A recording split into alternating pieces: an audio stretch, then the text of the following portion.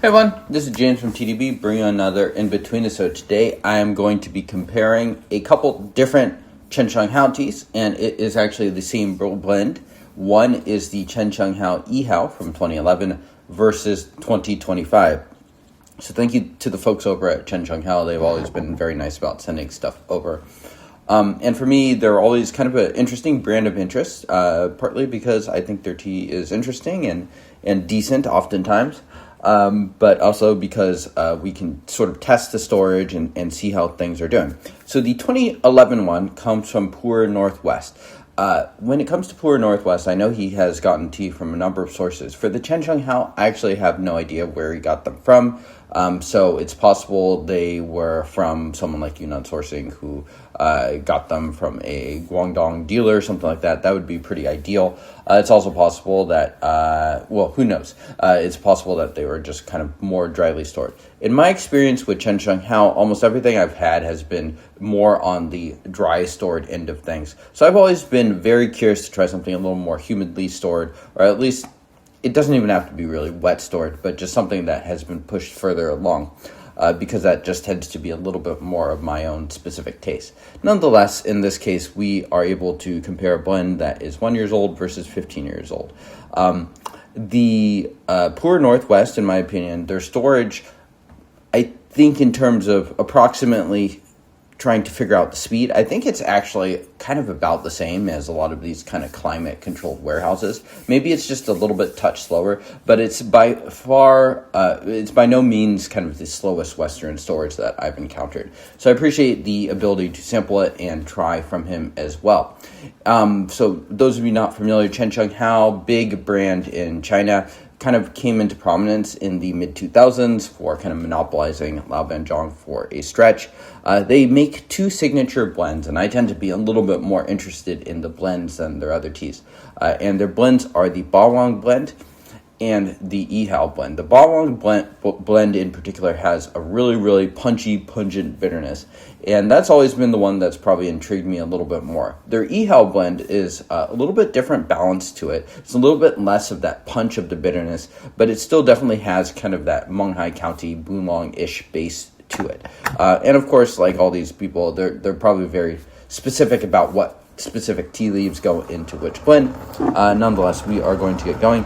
I could have blinded this. I didn't really see a point. I think this is one of those blinds that's going to become immediately obvious if I did, just because, we are talking about a very young tea versus one that is kind of firmly in the semi-aged category. So this one over here is the young tea. So we will start with that. I have not had a Yihao blend this young before, so interesting to try it. Yeah, and the Bawang is interesting because Denny bought a couple of cakes of those that are semi-aged that I'm curious to see how they go. Ooh, that is fresh smelling. Okay, well, we will get into this and see how it is doing shortly. Okay, so that is just a quick rinse. Those of you who are tuning in for the first time, I tend not to drink tea this young and this fresh, certainly when it comes to Pu'er.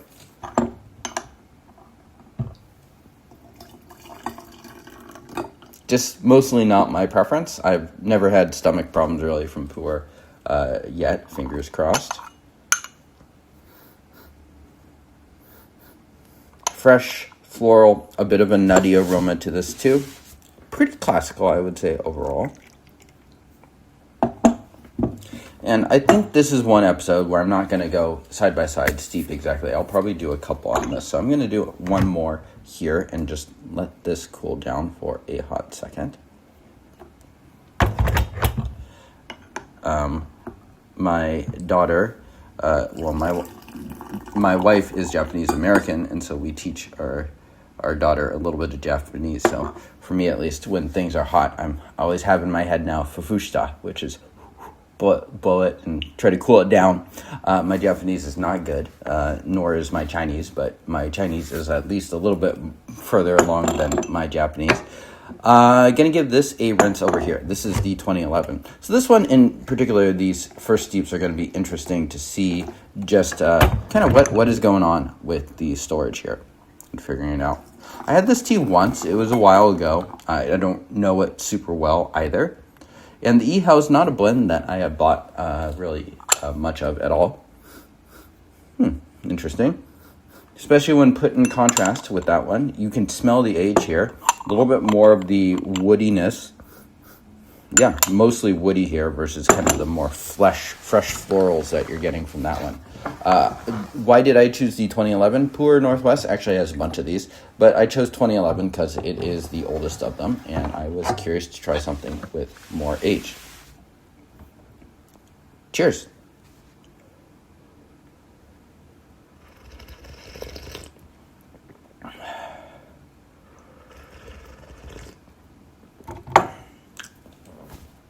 Fresh, floral, pretty thick, I would say. It kind of has a nice pungency to it. It's not too bitter. It's kind of what I remember tasting this blend was like. I actually encountered this blend for the first time probably about 11, 12 years ago when I was doing Boulong Reports. Tea Urchin sold one of the earlier 2010, 2011 versions of this tea. And I remember being struck by the fact that it wasn't as bitter as I thought. And the Boulong always fit my image of what kind of a brutal Boulong would be. But nonetheless, this has a lot of nice things about it. I would say the sweetness is pretty honeyish. It's got a nice thickness to it. The bitterness is very, very mild on that first steep. Kind of a nice salivation going on too. We would also expect that these blends to be not the most maximalist material that you would get, like the highest quality that you're going to get there. Blends tend to be kind of you can certainly make a higher end blend, but they tend to be kind of the mid-range or lower range as far as brands like Dai and Chensheng Hao tend to do. So probably not something that's worth, $1,000 a cake or whatnot. Cheers. And probably also, as a result, also more affordable entry points. I think both of these blends, the Yihao as well as the Boulong, are intended to age. Okay. More honeys. The flavors are just mostly intensified in this second steep here. Even thicker, kind of pungentness. Still, the bitterness is quite mild when it comes to this. Yeah. Nice sweetness coats the mouth too. Not bad. I'm going to do one last one here and then move over to the 2011 version. And kind of push this just a touch. Not a lot, maybe just like 10 seconds or so. Just give it a little kick. I just want to see how bitter it does get. Okay, we'll call that good.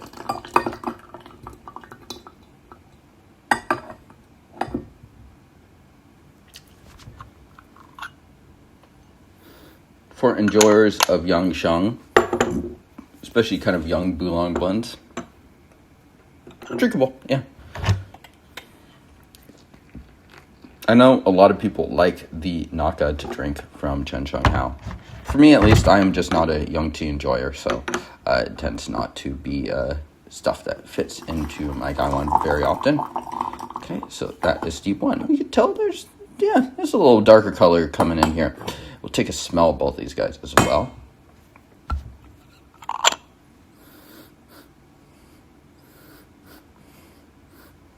Interesting. The woodiness is a little different. It's a little different than, I don't know, what I would expect like a dye to smell like. I can't quite pinpoint exactly what it is. It's not antique furniture. It's not quite there yet, but... And I will say that I've yet to have a steep of this 2011, but this comparison is emphasizing to me that it has aged a bit at least. The other thing to keep in mind too is like 2011 versus 2025. It's like the brand in 2011 was much younger than it was in 2025. So things can change, the blends can change, they can change the basic formulas for these two. So it's certainly something that I'm not totally discounting either. Cheers. Okay, we have picked up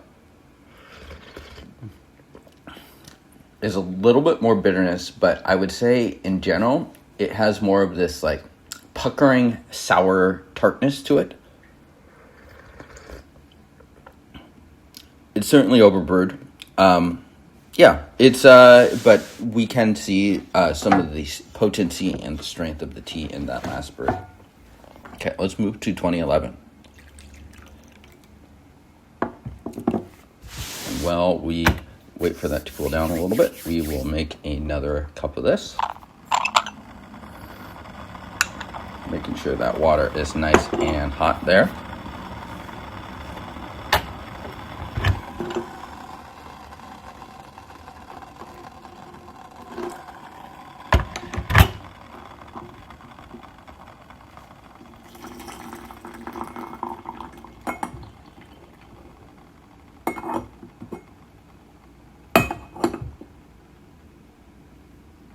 All right, so here we go. Steep number 1 for the 2011. Cheers.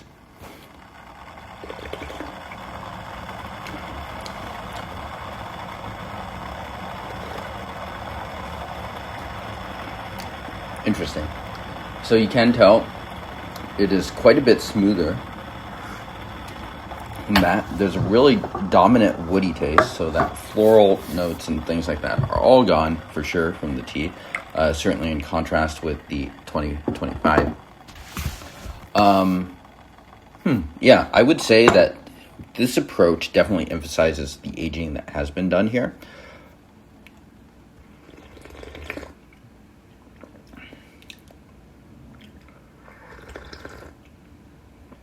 There's a nice juiciness and pungentness to it. I would say there's still a bit of tartness to it.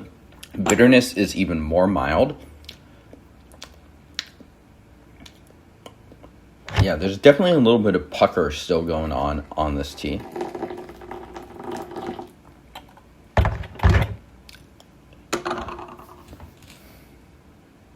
Is it possible to tell that these are the same? Maybe. Maybe if you know the blend pretty well and how it ages. But yeah, I would say these are certainly in 2 different aging stages here. This is really starting to show some of its age. I think you could probably push this a little bit more. Curious how it turns out on this one.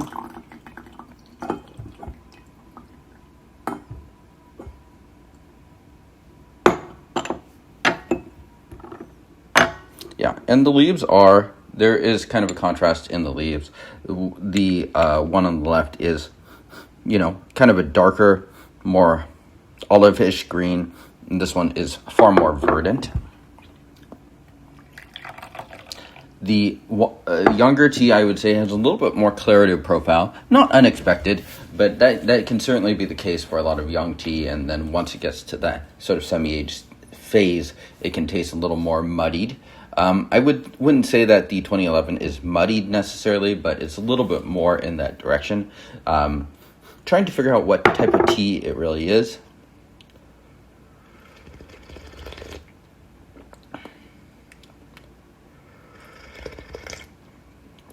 It has this kind of caramel brown sugar tartness to it. Very interesting. I think this was also pretty overbrewed. Interestingly, too, the bitterness for the 2011 is stronger than any of the 6 steeps that I have done so far in any of them. So it does make me wonder if it has a little bit more of a bitter backbone than the 2025 does. Yeah, this steep, not particularly pleasant. I am kind of curious to do one last one of the 2011. I'm going to just give it a short steep. That one was definitely overbrewed a little bit.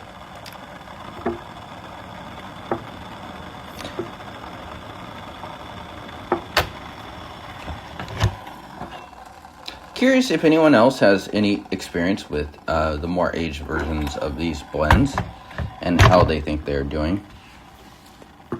Yeah, there's still a lot of roughness with this 2011 that could be aged out, even though it is starting to show some of its age. And I think that's what I picked up on having it last time. But a lot of it, a lot of your perceptions is going to be impacted by kind of your baseline. And for me, my baseline is older than both of these teas.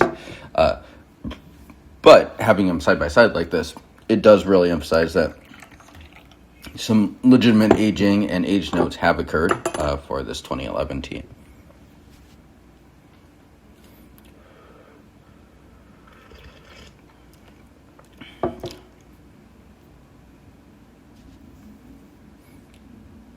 Let that cool down just a second here. Curious for people that do drink Chensheng Hao, if you have kind of more favored blends, if you like the Yihao or the Bawang more, or if you're more of like a Naka person. I know a lot of people, when I was at the Northwest Tea Festival, the people that did drink it were really, really big on the Naka, which I think is sort of an interesting tea. I think that one is a little bit harder for me to project how that's going to age necessarily, but I do agree that it is a fairly tasty young tea. I'd probably pick it over the Yihao, honestly, to drink now, if I were a young tea enjoyer.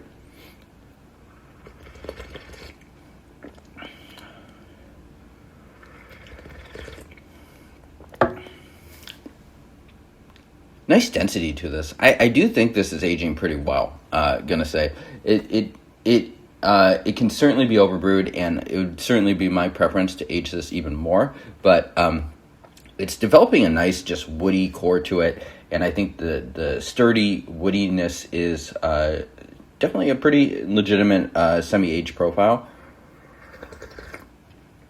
Yeah, so this is probably not the one to pick if you want super, super bitter, super classical Oolong tea. I would say this is just, it's not an unusual side of Oolong, but it's a little bit different. It's a little softer on the bitterness, but I'd say it is coming along pretty well. So that concludes this Inbetweenisode. Thank you, everyone, for tuning in. Thank you to the people over at Chensheng Hao Pu'er, cspu'er.com, as well as Pu'er Northwest. And I will see you all next time. Cheers.